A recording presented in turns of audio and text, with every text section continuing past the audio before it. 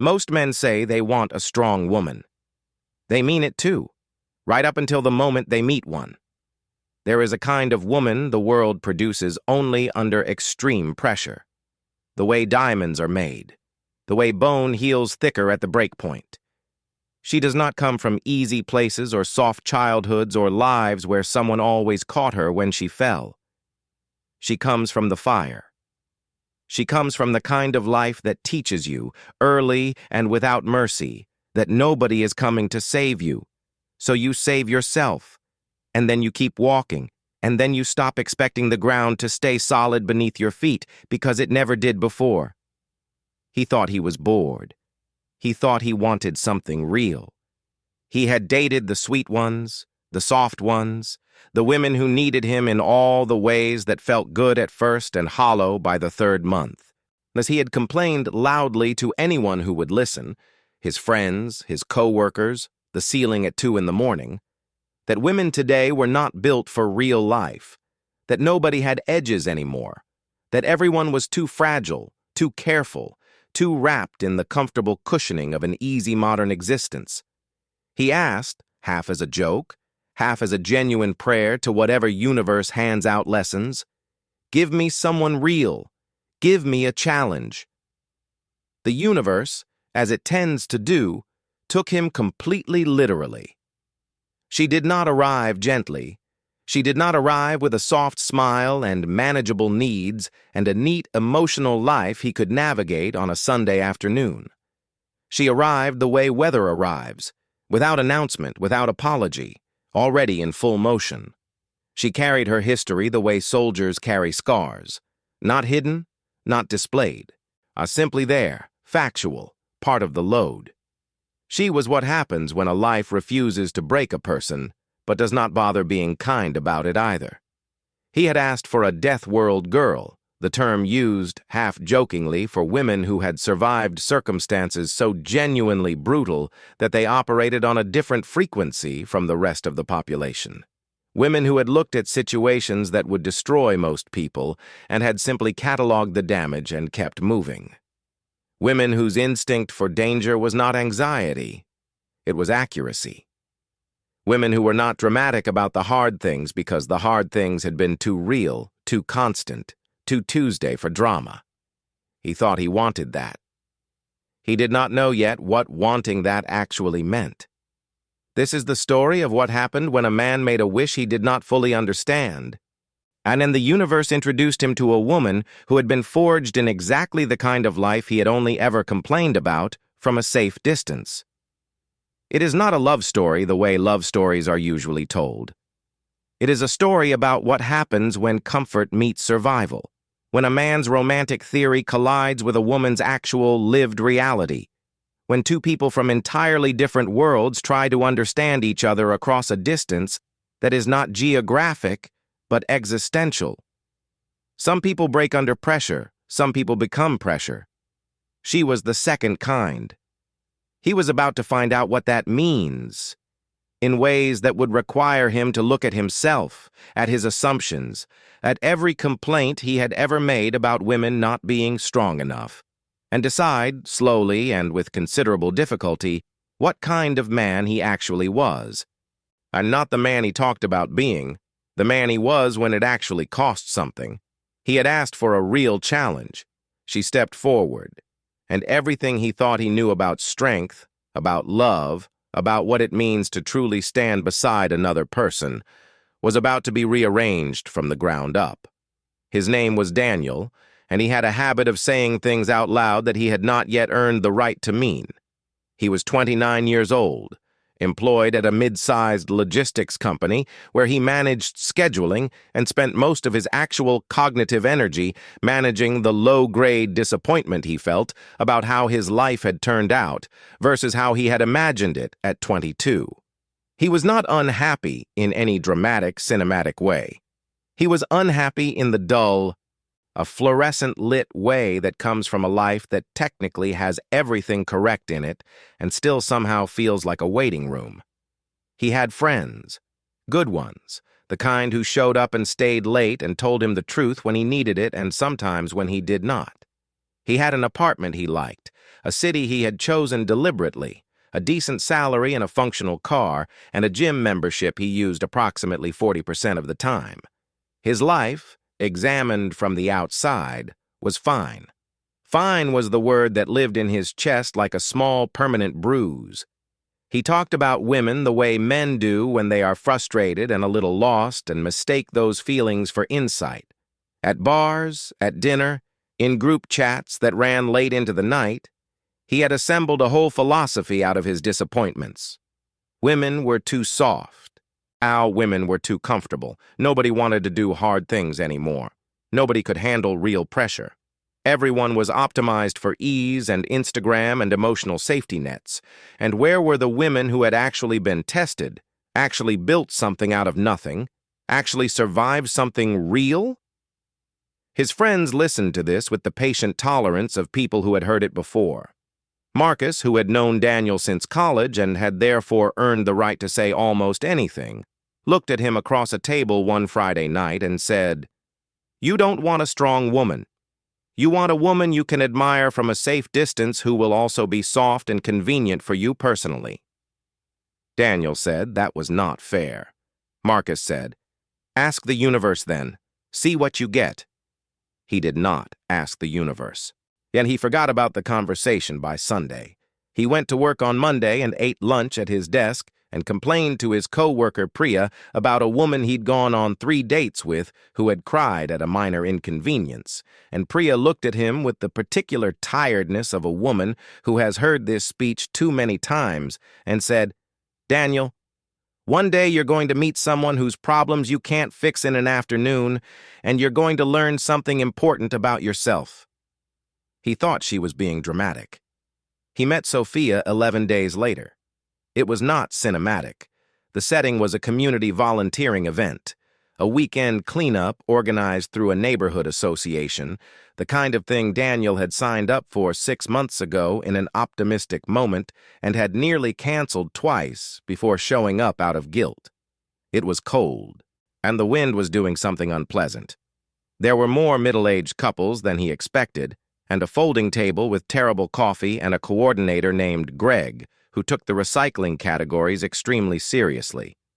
He was standing at the edge of the lot trying to figure out which bin counted as mixed recyclables when someone walked past him carrying a bag that was considerably heavier than any bag he had personally considered lifting, moving with the steady, unhurried efficiency of someone who had done physical labor so often it no longer registered as effort. She was not trying to make an impression. That was the first thing he noticed. Not about her appearance, but about her energy. There was no performance in how she moved.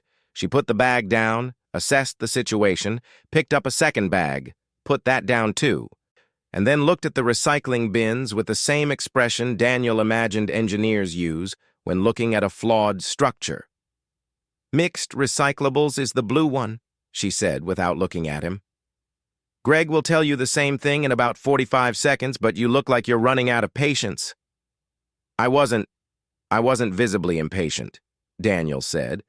"You were doing the thing where you stare at something like it personally offended you." She glanced at him then. "Sophia." "Daniel." She nodded once and went back to the work. He could have left it there. He should have, probably, because she was clearly not in the business of being charmed or entertained or chased through small talk. But there was something about the completeness of her focus, and the way she operated as though the work was the only thing in the immediate universe that mattered, that made him want to figure out what that was. Not in the way he usually wanted to figure women out, that particular cocktail of attraction and ego. In a different way, a genuinely curious way. He started working near her and discovered that she worked faster than him, more practically than him, and had an efficient, quiet system for everything she was doing that made his own approach look like a child's first attempt at a puzzle. He asked where she was from. She said a small city 3 states east, the kind of place people leave and do not return to. She said it plainly. No wistfulness, no performance of toughness either. Just a fact about geography. He asked what she did. She said she worked in emergency medical services and also did some freelance personal training and was finishing a certification in crisis counseling. He started to make a joke about her being busy and stopped when he saw her expression. Not hostile, not annoyed, simply uninterested in a joke about a life she had built deliberately and with considerable effort. "Sorry," he said. That's a lot." "It pays the same amount it costs," she said, "which is the goal." Over the next 3 hours, through bad coffee and Greg's passionate lectures about composting, he learned the following things about Sophia, in the way you learn things about people who don't volunteer information but don't hide it either. She had grown up in a household that was, as she put it without elaboration, so complicated in the ways that have names now. She had worked since she was 15. She had put herself through school. She had left a situation 3 years ago, the precise nature unspecified, the weight of it evident in the economy with which she described it, and rebuilt her life from a number that was lower than Daniel had ever had to count from. She was 31. She moved through the world with a kind of physical and psychological self-sufficiency that Daniel had never actually encountered up close. Not the performed independence of someone making a point about not needing people, the real kind. The kind that comes from having actually been on your own, at real risk, with no backup, and having handled it enough times that you no longer thought of it as handling it. You thought of it as Tuesday. He drove home that day feeling something he couldn't immediately name. It sat in his chest next to the bruise of fine and was a completely different shape. Not comfortable, not uncomfortable, more like the feeling of a door he hadn't noticed being there suddenly standing open. He texted Marcus that night. "I think I met someone interesting today." Marcus texted back. "Interesting how?" Daniel thought about it for a minute and then wrote, "Interesting like she doesn't need me to be impressive." Marcus sent back, "That's either great or terrible, and you won't know which for a while." He asked her for coffee the following week. She said yes in the way people say yes to a doctor's appointment. Fine, efficient, no visible excitement. They met at a place she chose. At a small diner that was nothing like the carefully selected establishments Daniel usually proposed for first dates, and she ordered black coffee and a sandwich and ate it with the focused practicality of someone who views food as fuel and had been running on inadequate amounts of it for most of her adult life. He had prepared questions. He had, embarrassingly, mentally rehearsed several versions of himself that might appeal to different kinds of women. The thoughtful, introspective version, the funny, self-deprecating version, the quietly successful version. He reached for the first of these versions and discovered, within about 7 minutes, that Sophia was not a performance venue. Not because she was cold or critical, because she was simply and completely present, listening in a way that made it obvious she could tell the difference between someone speaking and someone performing. And she was not interested in the performance. So he put it down. He talked to her the way he hadn't talked to a woman he was interested in since he was too young to know he was supposed to be managing an impression. He told her about the job he'd taken because it paid well and the job he actually wanted that he kept putting off applying for. He told her about the argument with his father that was 2 years old and still unresolved. He told her, more honestly than he'd intended, that he felt like he'd been living in a waiting room. She listened to all of it. Then she said, "Waiting for what?" He opened his mouth. Nothing came out. "That's not a criticism," she said. "It's an actual question. Waiting rooms require something to be waiting for. What's yours?" He did not have an answer. He sat with the absence of the answer for a moment that was longer than comfortable. "You don't have to know now," she said, in the tone of someone who had sat with unanswered questions far longer than an afternoon in a diner. "But it's worth figuring out."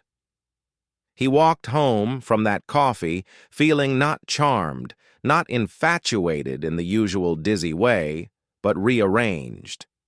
Like someone had moved furniture in a room he thought he knew by heart, and he kept reaching for things that were no longer where he expected them. He thought about what Priya had said, about problems he couldn't fix in an afternoon, Sophia had no obvious problems he could identify. She was functional, competent, clear-eyed, completely in possession of herself. What she had, and instead of problems, was a density, a weight of lived experience that pressed against the surface of every conversation, not oppressively, but insistently. She had been real places. She had paid real prices. She had made decisions under genuine duress and lived with the outcomes and kept going. She was not soft. She was not convenient. She was precisely the thing he had described wanting. And he was beginning to understand, in the specific, uncomfortable way that actual self-knowledge arrives, that he had wanted it the way people want adventure from the comfort of a couch. In theory, from a distance, as an idea rather than a weight to carry. She was not an idea, she was a person. And she had looked at him, over black coffee and a practical sandwich, and asked him a question he couldn't answer. Ian walked away without needing him to have the answer, and he sat across the city that night and understood for the first time that something real was either about to begin or he was about to prove that he had been telling himself stories about himself for a very long time. He texted her. Simple. No performance. I've been thinking about your question. I still don't have an answer. I wanted you to know I'm actually thinking about it. She replied 4 hours later, which was not a game, but simply the rhythm of a life that had 17 other things in it. That's more than most people do. It was the closest thing to a compliment she had given him. He read it 6 times. The second month was when Daniel started to understand that he had been thinking about strength all wrong. He had grown up with a particular image of it. That the people he admired for being strong were strong in visible, declarative ways. They were loud in their endurance, clear about what they had survived, possessed of a narrative arc with a defined beginning and a triumphant end. Strength, in the version of it he had always imagined, was something you could point to, a before and after, a chapter that closed. Sophia's strength didn't close. It was continuous, ambient, woven so completely through how she spoke and moved and made decisions that it was almost invisible, which he was beginning to understand was precisely the point. People who have been tested by genuinely unforgiving circumstances do not arrive at a place of completed toughness that they then display. They arrive at a permanent readiness. They are always slightly braced. He did not understand this at first, and he understood it as an absence. She did not call him when things were hard. She did not lean against him at the end of a long shift the way he had privately imagined. She did not hand him her worst days and wait to be told it was okay. She processed what she needed to process with the internal efficiency of someone who had never had the luxury of falling apart in someone else's direction, and then she showed up to their time together present and capable and genuinely interested, and he sat across from her feeling, despite everything, like he was somehow not being needed in the right ways. He told Marcus this. Marcus said, "You're confusing being necessary with being loved." He said that was not what he meant. Marcus said, "Yeah, that's how you know it's true." He thought about it for a week. But he thought about all the times he had felt most valued in past relationships, the 2 a.m. phone calls from women who were anxious, the being asked to weigh in on every small decision, the feeling of being required. He had called that intimacy. He had called it being a good partner. He was beginning to understand it had also been, not entirely but partially, a way of measuring his own worth through someone else's need for him. Sophia did not need him in those ways. She had built a life that did not have structural gaps he could fill. She invited him into it not because she couldn't manage without him, but because she wanted him there, which was, he was slowly learning, a far more demanding thing to receive than need. Need is simple. Want is complicated. Want means someone looked at their full, functional, capable life and chose to make room for you in it, and they can, at any point, choose differently. There is no dependency keeping them, only the choice, renewed continuously. He found that terrifying. He also, underneath the terror, found it the most honest thing anyone had ever offered him.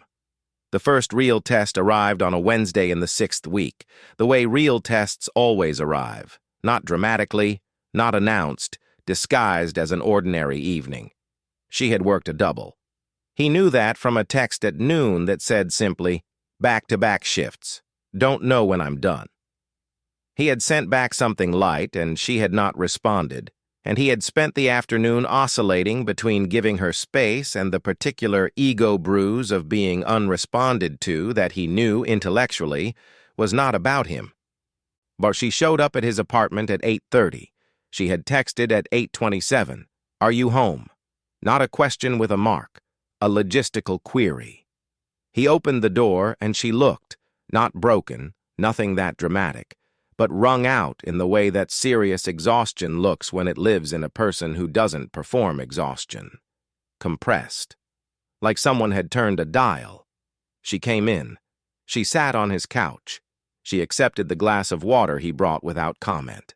He sat across from her and waited, because he had been learning, slowly and with effort, that waiting was sometimes the only correct thing to offer. After a while she said, "Lost a patient today. 23 years old." He said he was sorry. She nodded once, not accepting comfort, acknowledging the response. "I'm not falling apart," she said, not defensively.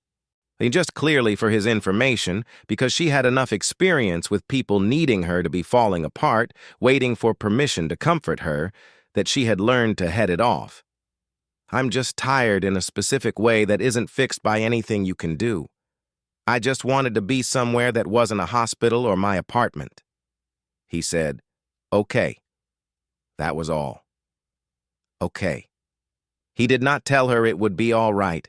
He did not tell her she had done everything she could. He did not reach for the tools he usually used in this kind of moment, because he was learning that those tools were often more for the comforter than the comforted. They were a way of doing something because the alternative, sitting with another person's pain without fixing it, without resolving it, without making it mean something, was actually quite hard. He sat with it. They watched something forgettable on television. She fell asleep on his couch with her shoes still on. He put a blanket over her and went to bed, and she was gone by morning with a text that said, "Thank you for not making it a thing." He read that 4 times, too. He was starting to understand the language, the economy of it. How much a 4-word text could carry. The second test was harder. It arrived in week 9, and it arrived because of him. He had made a plan. A real one. A weekend away. A place he'd researched. Something that felt like a gesture proportional to how much he was starting to care. He had not told her it was elaborate. He had told her, vaguely, that he'd booked something for the weekend and she'd said fine. She'd rearrange her Saturday morning. And he had not asked if she had anything she couldn't move. She had a thing she couldn't move. He found out when he called Thursday night to go over the logistics, and she went quiet in the particular way that meant she was deciding whether to say the true thing. She said the true thing. Her younger sister had a medical appointment on Saturday morning that Sophia drove her to every month without exception, had done so for the past 2 years, and she had told him she'd rearrange her Saturday morning because she hadn't understood how early he was proposing to leave, and had miscalculated and was not going to cancel on her sister. He felt the plan crumple. He felt something uglier follow the crumple, something he was not proud of, a flash of the old frustration, the old narrative. "See, this is why. This is why it doesn't work. And nobody can just..." He stopped. He stopped because he heard it clearly, maybe for the first time, as the small, petulant thing it was. He was annoyed that a woman he cared about would not cancel on her medically dependent younger sister for a romantic weekend he had planned unilaterally without consulting her schedule. He heard that. He said, "Okay, we'll leave later, or we go Sunday to Monday. Whatever works around your sister." She was quiet for a moment. "You're not frustrated?" she said. It was not quite a question. "I was for about 4 seconds," he said. "And then I heard myself." Another pause. Then, Most people don't hear themselves that fast. I had help, he said. You've been very educational. She made a sound that was approximately a laugh. Brief, genuine, the kind that slips out before a person decides whether to allow it. He stored it in the same place he kept the 4-word texts, evidence of something real being built, one unspectacular moment at a time. The weekend happened on Sunday to Monday. It was not the version he had planned. It was better because it was not a performance of a romantic weekend, but an actual 2 days with a person he was genuinely trying to know. He learned things he could not have manufactured a setting to learn. He learned that she woke up early out of habit, the habit of years of shift work, of being the person who was always already dressed and ready because readiness was survival, and that she spent the first 40 minutes of her morning in a silence that was not unfriendly, but was fully occupied, something internal happening that required no audience.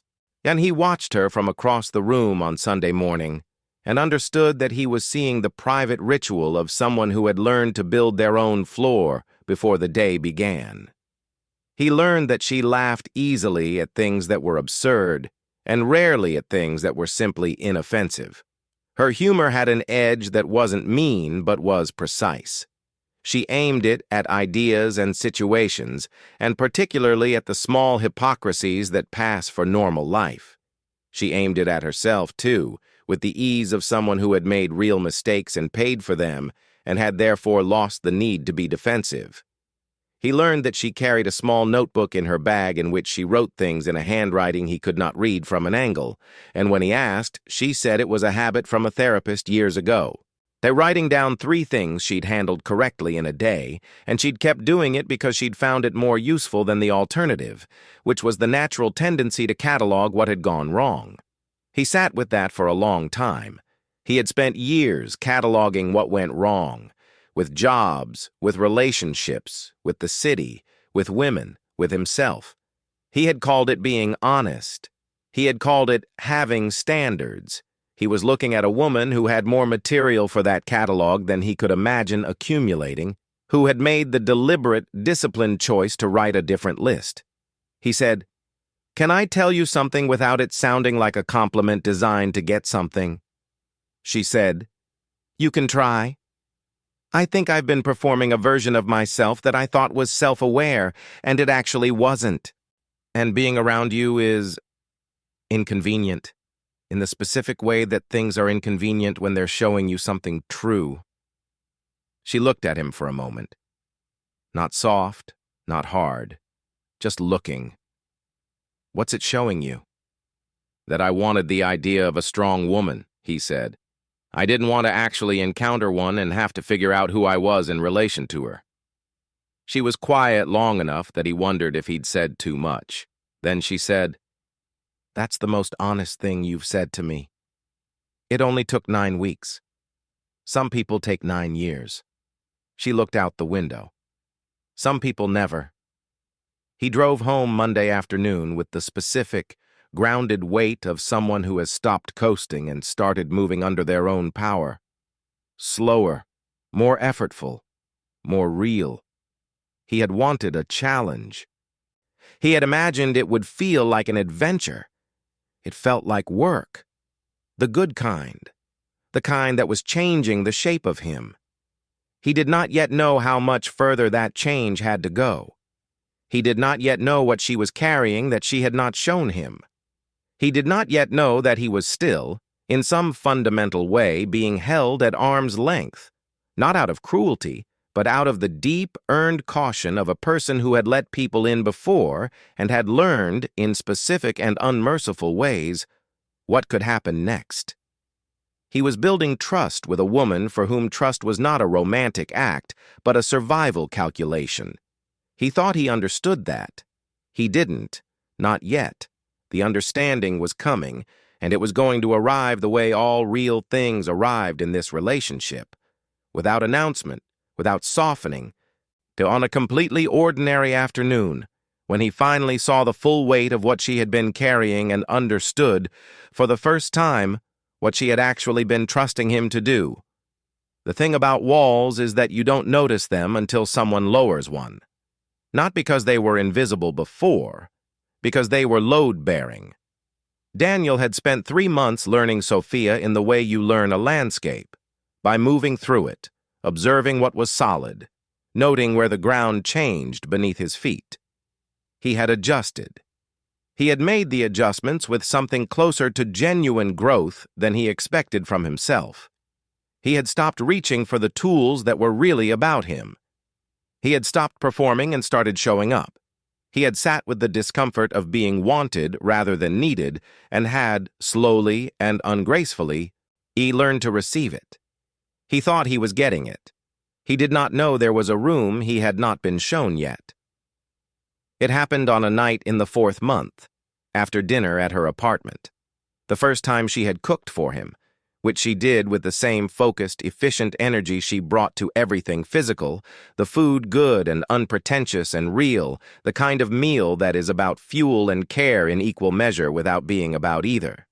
They were sitting on the floor of her living room because she preferred the floor to the couch in a way she had never explained, and he had stopped needing explained, and she was telling him something ordinary about her week, and then she stopped mid-sentence. She just stopped. He waited.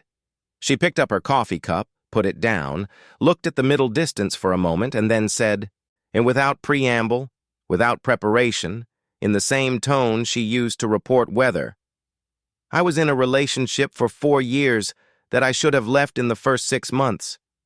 He did not say anything. "He was not a bad person," she said. "He was a person who needed someone to be smaller than him in order to feel okay about himself. And I was already trying to take up less space anyway for reasons that go back further than him, so it was comfortable, in the way that bad fits are comfortable when you've never known the alternative. You stop feeling the friction eventually." Still, he did not speak. He had learned that speaking too soon was how you interrupted someone who was deciding, moment by moment, how much to trust you. "I don't think he ever raised his hand," she said. "I want to be precise about that because people hear these stories and they want the worst version to justify the difficulty of leaving. And the truth is, you can be diminished so quietly over such a long time in such reasonable-sounding increments that you look up one day and can barely remember what you used to think your life was going to be." She was not emotional when she said this. She was factual. She was the kind of factual that is further from numbness than from devastation. That is the tone you arrive at when you have sat with something long enough that you can hold it steady. "I left," she said. "I saved up for 14 months before I left, because I knew that when I left I needed to leave completely, with nothing unfinished, nowhere I'd have to go back to. I planned it the way you'd plan a logistical operation. Because I had learned by then that emotion alone was not sufficient. I had gotten emotional before and stayed anyway." He said her name. She looked at him. "I'm not telling you this because I need you to do something with it," she said. "I'm telling you because I've been watching you for 4 months and you've been doing the work and I think you've earned the information. I want you to understand why I am the way I am without you having to guess around it and make up explanations that are mostly about your own anxiety." He sat with that for a long moment. The weight of it was not sad, exactly. It was real. It had the weight of real things. "Can I ask you something?" he said. She waited. "When you were planning the exit for 14 months, what kept you going? What did you tell yourself on the days when staying felt easier?" She looked at the middle distance again. Then, "I kept a photograph. Not of anything romantic or meaningful. It was a photograph I'd taken on a hiking trip before I met him, of a trail I'd done alone, a difficult one, and I'm standing at the top, and I'm sweaty and tired, and I look completely, entirely like myself." She paused. "I used to look at it on the hard days and try to remember that she was still in there, that she hadn't been canceled, just buried under a lot of very gradual weight." Daniel thought about the notebook. The 3 things handled correctly every day. He thought about a woman who had spent years developing systems for finding herself when the world, or the people in it, tried to lose her. He thought about himself at 29, saying women weren't strong enough, and felt something complicated and not entirely flattering move through him. "I owe Marcus an apology," he said. Sophia looked at him with genuine confusion. "Long story," he said. "Can I tell you something about myself?" In the same spirit, not asking for anything just because you've earned the information. She tilted her head slightly.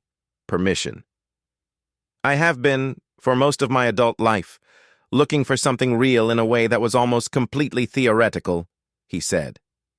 "I complained about women not being strong enough while being very careful to only be around women who would need me in ways I knew how to manage. I performed being frustrated by easy relationships while quietly selecting for them. And when I met you, I thought I was finally getting what I'd always wanted. And what I was actually getting was a mirror, and mirrors they're not comfortable." She was quiet for a moment. Then, "What do you see in it?" "A person who has been confusing having opinions about bravery with actually being brave," he said. "Those are different things." "Yes," she said. "They are. I'm trying to close the gap." She looked at him for a long time, not with the cautious, measuring look she'd worn in the beginning. The eyes of someone calculating risk, reading the exits, staying mobile. Something different, not soft, not the way people describe hearts opening in stories. More like a door that had been closed, not because someone nailed it shut, but because opening it required both hands, and she had usually been carrying too much to have both hands free. "I know you are," she said. "I've been watching you do it." What came after that was not dramatic. It was not a turning point with orchestral backing. It was more months of unglamorous, specific work, of two people learning each other's actual dimensions rather than the dimensions they'd hoped for. Of Daniel discovering that receiving a strong person's trust was the most demanding thing he had ever been asked to do because it required him to be trustworthy not in the easy moments, but in the accumulation of ordinary ones. He discovered things he had not known about himself.